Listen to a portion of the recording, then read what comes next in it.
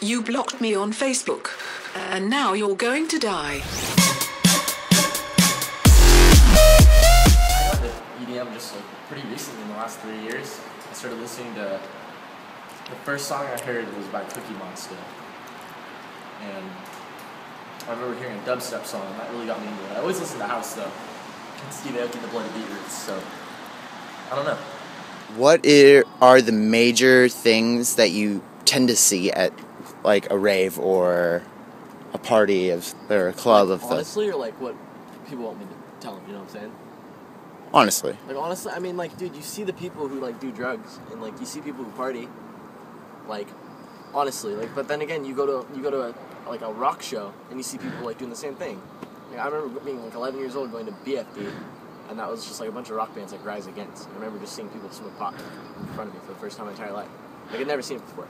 But then you go to an EDM show, but like you don't need to be a user or a recreational user of any type of substance in order to enjoy the music.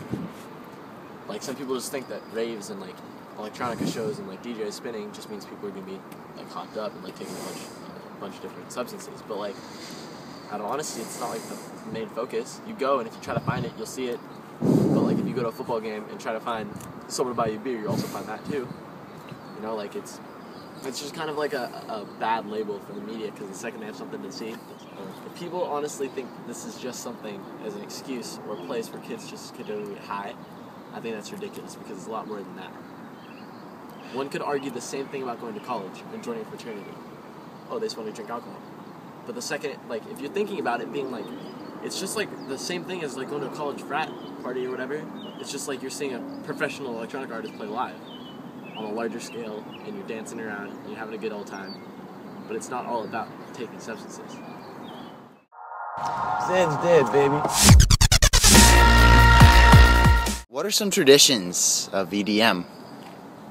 I mean, there's like general traditions, like I guess the Blur movement's one really big kind of tradition / movement, which is peace, love, unity, and respect. Candy is pretty much just like custom bracelets that people in the community like make up with like a little elastic band. You sometimes see people who have like words on them, like plur or like rave or rage or party or just whatever they want, super custom. But at the same time, like I guess candy's just like a fashion thing, just lots of bracelets. So people just go all out, just have arms of bracelets, but it's still fun to rock like one or two.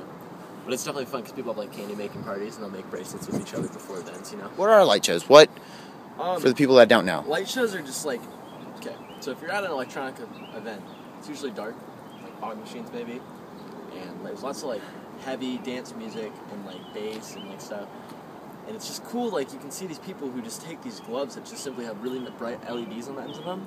It started out being called glow sticking. Like in like the 90s when like the club kids would come around, people would go glow sticking, they'd be waving around glow sticks. But then they found these like party gloves that like magicians used to wear and stuff. And then like people just adapted that into a whole like gloving, and they'll do all these cool patterns and designs and stuff in the air.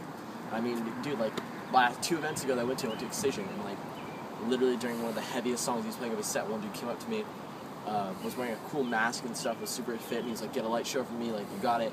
And I was standing right in the middle, and like it's just amazing to be like in laser light show darkness with heavy electronic music that I love, and having like a cool like, it's like an iTunes visualizer but live in front of you. That's what you make it, that's what makes it a beautiful thing.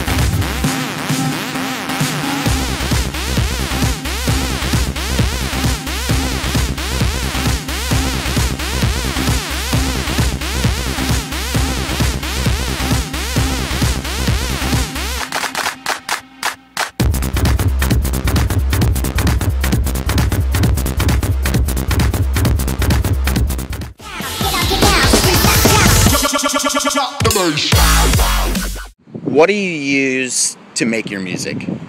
Oh, I mean, I use a computer-based system. I use Ableton, which is one of the digital audio workstations that that's offered, and just as one of the higher names in the game. You know, I mean, there's programs like Reason and Logic and Pro Tools and Fruity Loop Studio, and there's just tons of programs. Sony Acid is even one of them, and like all of them are different in their own senses. But for me personally, and like for my current expertise, I guess Ableton's my go-to choice. And I use a MIDI controller on the side, which 40 pads and like knobs, so I can adjust all the parameters. What makes you produce? What gets you to produce?